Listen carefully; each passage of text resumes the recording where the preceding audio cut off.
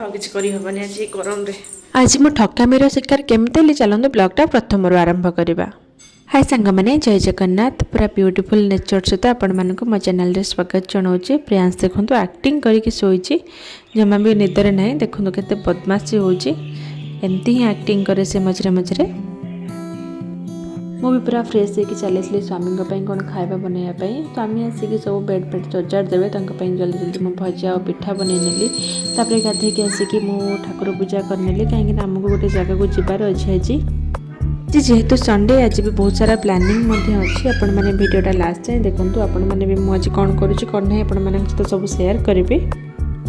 देखो मो जुआड़े मो छुआ मो पछ पछे सियाड़े जमा भी पछ छाड़नी जमी आरती करके मुंडरे आशीर्वाद दिंतनी से मो मुंडरे सेमती ही लगेब। जल्दी सा पूजा सारिकी मु भी बाहरी पड़ी अल्प टे कौन खाई जीवु जेहेतु आसवा बहुत लेट हो प्रियांश को भी जल्दी जल्दी बाहर कर देती भी गाधे नी कहीं तार आज हेयर भी कट हम तापर आसले गाधेबी आम बाहर की चलू एवं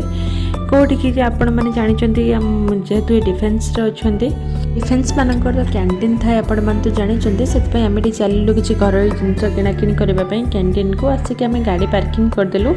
सी गले इन करके आसबे आम चलू प्रियांश मोर आराम से मुझे फास्ट टाइम आसी नी जेहेतु मुझे पाखे रुहे मुझे कौटे आसबि मात्र 2 मास है मोर भी ये आसवा ये मुझे फास्ट टाइम आसली सहित आज भाभी अल्प किसी सामान किणिकी पलैबी देखा केते कौन किणुची मुझे जानी माइंड भी सेटअप करेनि कौन नेबी कौन नहीं जेहेतु ये पूरा हाइट होती चली चली आसले बहुत ही कष्ट हो। फाइनाली मुझे कैंटीन में पहुँची गली से किसी जिनपतर मुझे चूज करनेली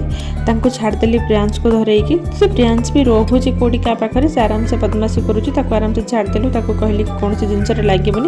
बास तू छिड़ा होकर आराम से रही बदमाशी करनी से मानिजी भी कथा चुपचाप एमती ही बोलूची जो जिनसा तार आवश्यक कहे मम्मी यहाँ दरकार से दरकार एमती होगा किसी सामान नेबी कहका पूरा बास्केट फुल करदेली मुझे बिल करने छाड़देकी पलि आसली। प्रियांश मोर बाहर को पलि आसलु से चॉकलेट खाइबा बोली जिद्दी कला नहीं बाहर को पलि आसली। चलो ये सब जिनस को नहीं जावाई स्कूटी बहुत टेंशन देखिया नहीं तो जीवु एबे आम चलू सीधा रूम को आ कि कम ना कहीं ये सब जिनस धरिकी मुझे भावुली अल्प कि आनी पैकटी 2टा गोटे प्रेसर कुकर पेटीर पूरा जिनस पत्र फुल स्वामी तो आज कहले तुमको आउ कड़े नहीं जीविनी कहला बेलू गोटे 2टा जिनस किणी देखला बेलू पूरा पेटी फुल करके आन सत कथा कहीदेले छोट बैगटे धरिकी जाइलु कि आसला बेले पेटी नहीं आसलु देखो आसिक पहुँच पहुँच बहुत लेट हो जाए 12टा हो जाए रोसई होनी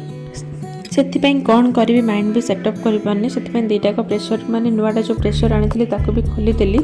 गोटे तुम पेलिकन गोटे बरसिल होगला जल्दी जल्दी भी मोर रोसई हो 2टा प्रेसर हेले बरसिल जेकोसी जिन बहुत भल होता है से मत बरसिलटा भल लगे प्रेस्टिज भी भल तथा मुझे प्रेस्टिजटा आनी नी बरसिल नहीं पलि आसली आसिक पैकिंग भी बहुत बढ़िया होती जेहेतु आम 5 लिटर गोटे अच्छी पेलिकन आ गोटे 3 लिटर वाला गोटे नहीं आसलु जेहेतु मोर एटा कमरे भी आगू को लगे से एकत्र देखिए 2टा होगला आम सामान माने 2टा प्रेसर होगला जोटी भी रही भी तो आवश्यक आसिक जल्दी जल्दी मुझे पलव बनई देती आ गोटे साइड डाली चढ़ई देती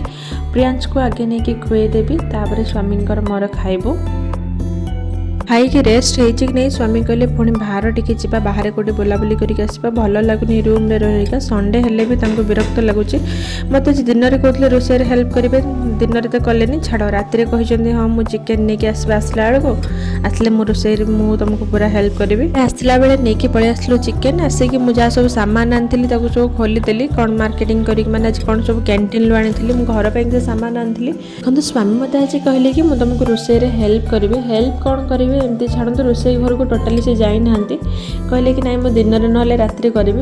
छाड़ू स्वामी आज मत बहुत बड़ धक्का देदेले आउ विश्वास करहबनी छाड़ू पुणी देखा पड़े नुआ वीडियो टाटा जय जगन्नाथ।